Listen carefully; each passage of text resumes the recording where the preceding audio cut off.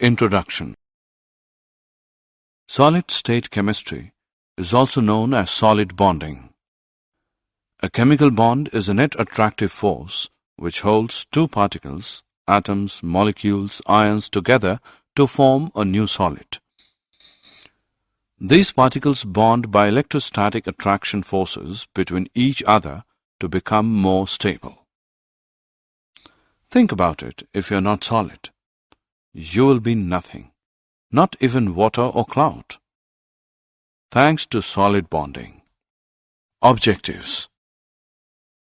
At the end of this lesson, you'll be able to describe general characteristics of solid state, distinguish between amorphous and crystalline solids, classify crystalline solids on the basis of the nature of binding forces, define crystal lattice and unit cell. Classification of solids. Solids can be classified as crystalline or amorphous on the basis of the nature of order present in the arrangement of their constituent particles. Crystalline solids are anisotropic in nature. Anisotropy in nature is due to different nature of particles along different directions. Amorphous solids.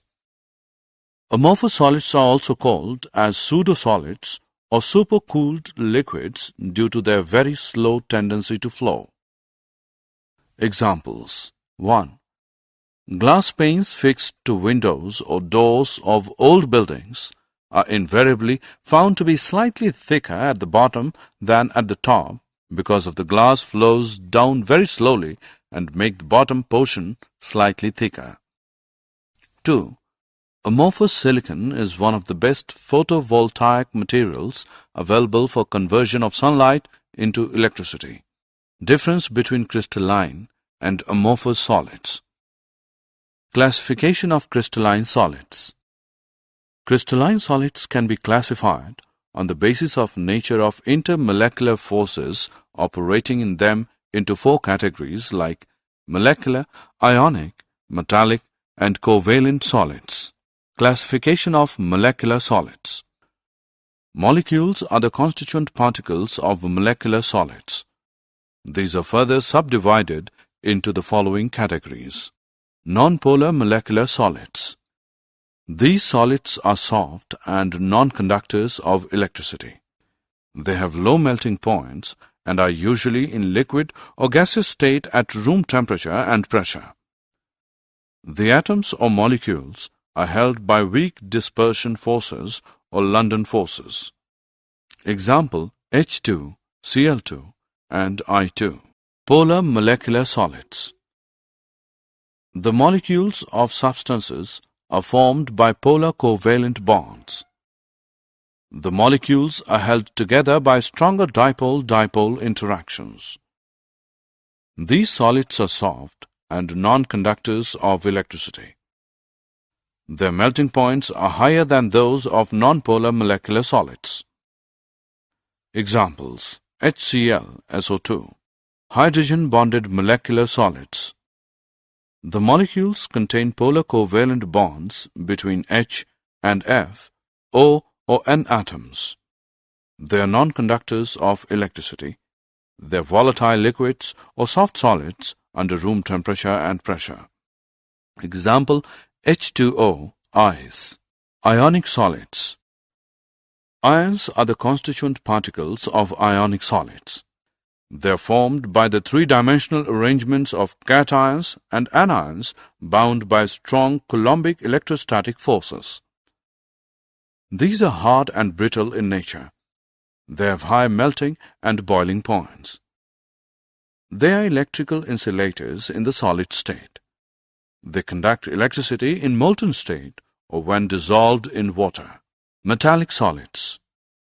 Metals are orderly collection of positive ions surrounded by and held together by a sea of free electrons. These electrons are mobile and are evenly spread out throughout the crystal.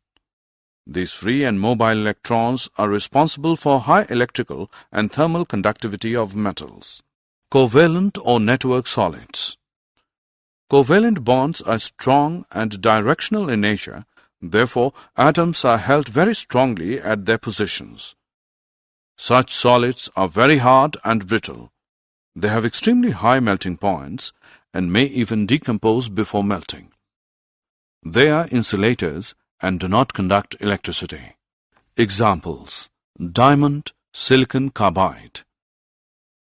In graphite, carbon atoms are arranged in different layers, and each atom is covalently bonded to 3 of its neighboring atoms in the same layer, which can slide one over the other. This makes graphite a soft solid and a good solid lubricant. Crystal lattices and unit cells. A regular 3-dimensional arrangement of points in space is called a crystal lattice. Unit cell is the smallest portion of a crystal lattice, which, when repeated in different directions, generates the entire lattice. A unit cell is characterized by 1. Its dimensions along the 3 edges A, B, and C. These edges may or may not be mutually perpendicular. 2. Angles between the edges, alpha between B and C, beta between A and C, and gamma between A and B. Thus, a unit cell is characterized by 6 parameters A, B, C, alpha, beta, and gamma. Primitive and centered unit cells. Unit cells can be broadly divided into 2 categories: primitive and centered unit cells. A. Primitive unit cells. When constituent particles are present only on the corner positions of a unit cell, it is called as primitive unit cells. B. Centered unit cells. When a unit cell contains 1 or more constituent particles present at positions other than corners in addition to those at corners, it is called a centered unit cell. Centered unit cells are of 3 types. 1. Body-centered unit cells. Such a unit cell contains 1 constituent particle, atom, molecule, or ion at its body center besides the ones that are at its corners. 2. Face-centered unit cells. Such a unit cell contains 1 constituent particle present at the center of each face besides the ones that are at its corners. 3. End-centered unit cells. In such a unit cell, 1 constituent particle is present at the center of any 2 opposite faces besides the ones present at its corners. Did you know? Additionally, cubic lattice structures allow slippage to occur more easily than non-cubic lattices.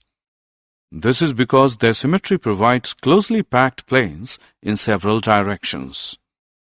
A face-centered cubic crystal structure will exhibit more ductility, deform more readily under load before breaking than a body-centered cubic structure. The BCC lattice, although cubic, is not closely packed and forms strong metals. Alpha iron and tungsten have the BCC form. The FCC lattice is both cubic and closely packed and forms more ductile materials. Gamma iron, silver, gold, and lead have FCC structures. Finally, HCP lattices are closely packed but not cubic. HCP metals like cobalt and zinc are not as ductile as the FCC metals. Summary. Let us summarize what we have learned. Solids have definite mass, volume, and shape. In amorphous solids, the arrangement of constituent particles has only short-range order, and consequently they behave like supercooled liquids. In crystalline solids, there is long-range order in the arrangement of their constituent particles. On this basis of nature of interactions between their constituent particles, they can be divided into 4 categories, namely molecular, ionic, metallic, and covalent solids. The constituent particles in crystalline solids are arranged in a regular pattern which extends throughout the crystal called crystal lattice.